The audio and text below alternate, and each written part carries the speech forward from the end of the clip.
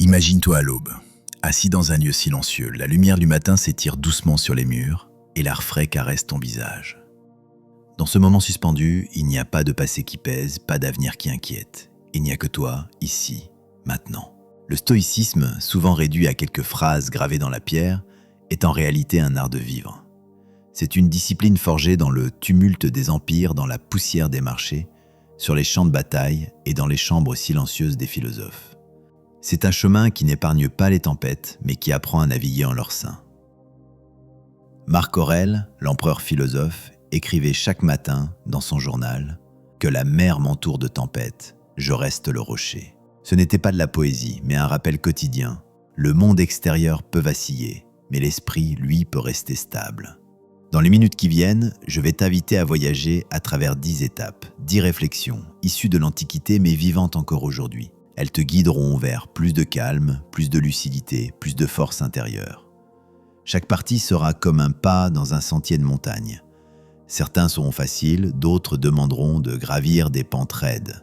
Mais à chaque sommet atteint, la vue s'élargira. Prépare-toi à écouter, mais aussi à questionner. À laisser entrer de nouvelles idées, mais aussi à laisser partir celles qui t'enchaînent. Parce que la sagesse n'est pas un objet que l'on reçoit, c'est un état que l'on construit, instant après instant.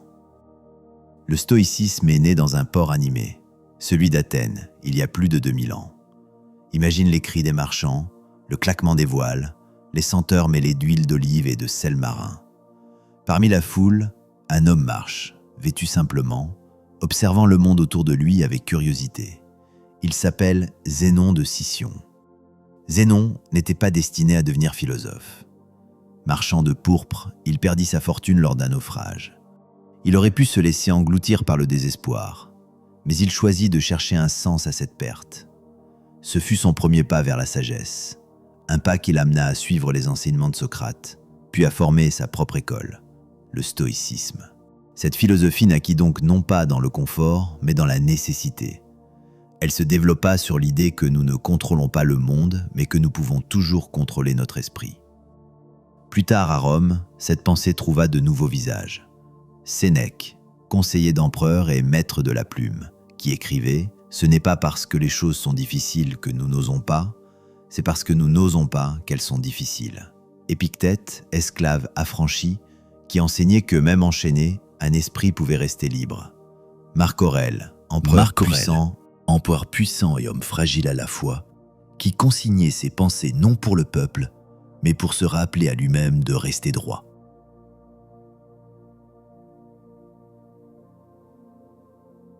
Chaque époque a ses tempêtes. Les stoïciens de l'Antiquité affrontaient la guerre, l'exil, la trahison. Nous, aujourd'hui, affrontons la vitesse, l'incertitude, la pression constante. Mais le cœur de leur enseignement reste le même. Il ne s'agit pas de supprimer la douleur ou le chaos, mais d'apprendre à s'y tenir debout. Exercice. Aujourd'hui, prends un moment pour observer ton environnement. Demande-toi, qu'est-ce qui m'appartient vraiment ici ? Pas au sens matériel, mais au sens intérieur. Les réponses pourraient te surprendre. Car le stoïcisme ne commence pas par changer le monde. Il commence par changer ton regard sur le monde.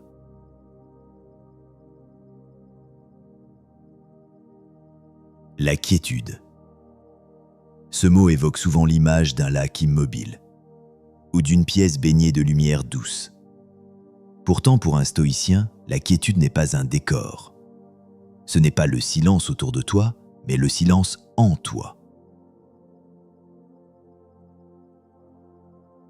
Sénèque écrivait « La tranquillité n'est pas l'absence de mouvement, mais la bonne direction du mouvement. » En d'autres termes, le calme intérieur ne naît pas du retrait du monde, mais de la manière dont nous habitons le monde.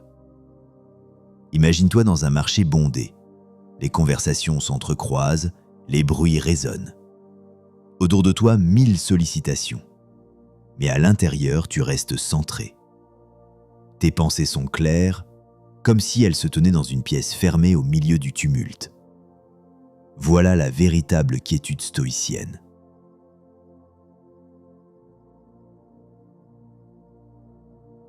Les stoïciens savaient que la paix intérieure ne se construit pas par hasard, elle se cultive comme un jardin. Chaque pensée est une graine, certaines apportent des fruits, d'autres des ronces. L'esprit tranquille est celui qui choisit ses graines avec soin.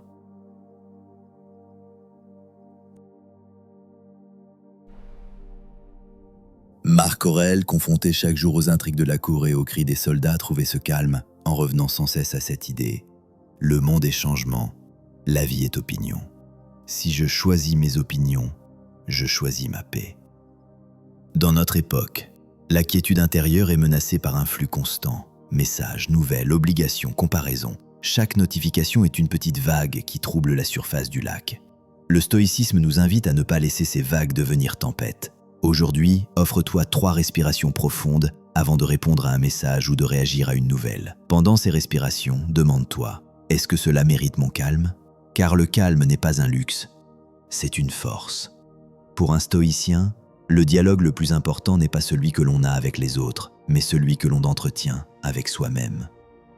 Épictète disait, ce qui trouble les hommes, ce ne sont pas les choses, mais les jugements qu'ils portent sur elles.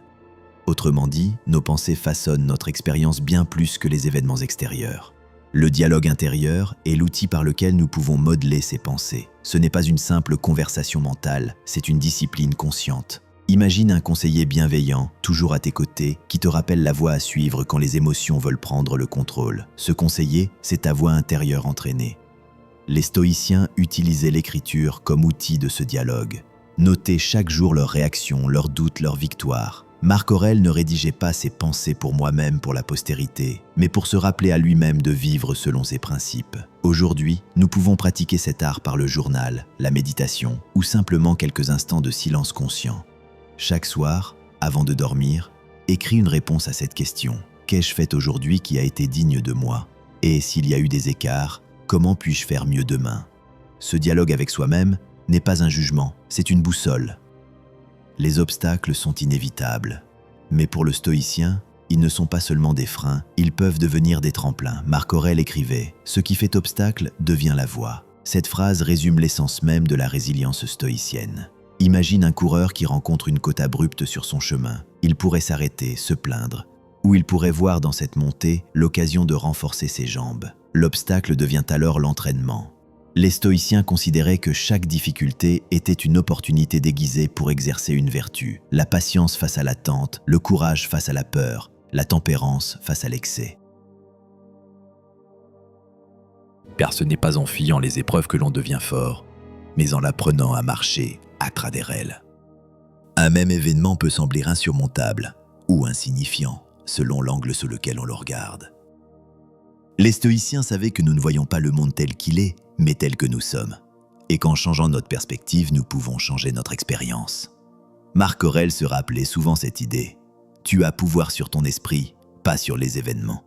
Mais il ajoutait, regarde les choses comme si tu les observais d'en haut. Imagine-toi prendre de la hauteur, comme si tu observais ta vie depuis un sommet. Les détails qui t'angoissaient tant deviennent de minuscules points dans un vaste paysage. Cette distance n'efface pas les problèmes, mais elle réduit leur emprise émotionnelle. La perspective stoïcienne n'est pas une fuite, c'est un élargissement. Elle nous invite à replacer chaque événement dans le cadre plus grand de notre existence. Lorsque quelque chose te semble insurmontable, pose-toi 2 questions. Cela aura-t-il encore de l'importance dans un an ? Comment une personne sage réagirait-elle à cette situation ? Changer de perspective, c'est se rappeler que la vie est plus vaste que nos tourments du moment. La gratitude n'est pas qu'un sentiment agréable, c'est une pratique puissante. Les stoïciens la considéraient comme une arme contre la plainte et l'insatisfaction. Sénèque écrivait « Ce n'est pas l'homme qui a peu qui est pauvre, mais celui qui désire toujours plus. » La gratitude nous ramène à l'abondance de ce que nous avons déjà. Le stoïcisme invite à exprimer cette gratitude, non seulement pour ce qui est agréable, mais aussi pour ce qui est difficile. Car les épreuves, elles aussi, nous enseignent et nous fortifient.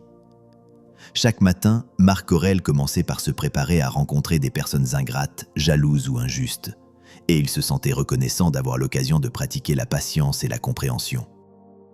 Un friimpigneux chaque soir, écris 3 choses pour lesquelles tu es reconnaissant. Inclus au moins une situation difficile qui t'a apporté une leçon.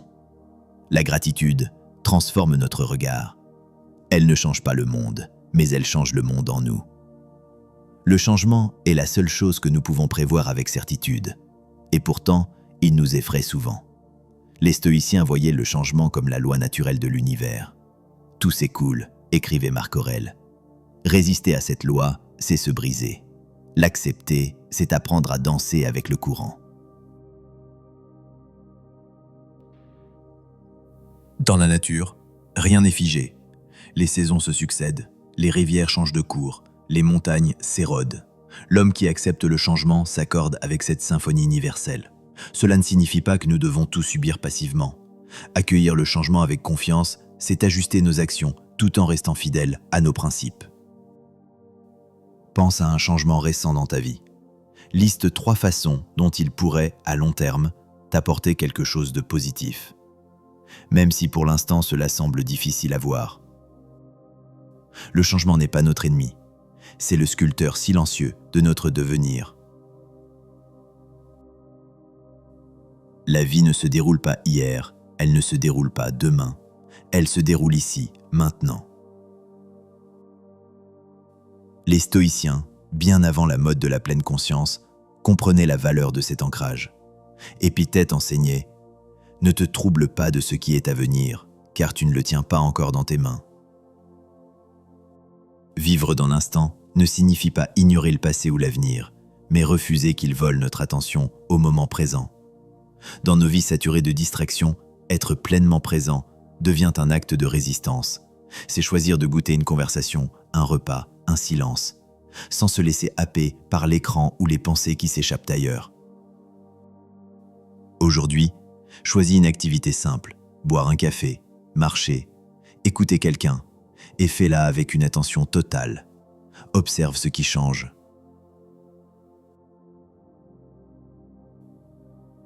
Être présent, c'est se rappeler que chaque instant est unique et ne reviendra pas. Les stoïciens savaient que la vertu ne se vit pas dans l'isolement, mais dans la relation avec les autres.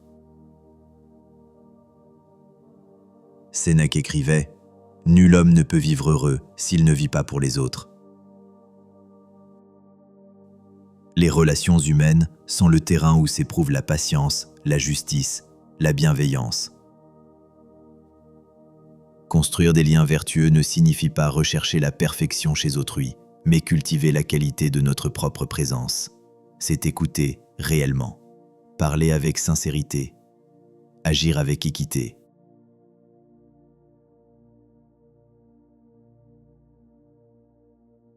Les stoïciens ne demandaient pas que les autres soient faciles à aimer. Ils demandaient que nous soyons capables d'aimer malgré les difficultés. Pense à une personne avec laquelle la relation est tendue.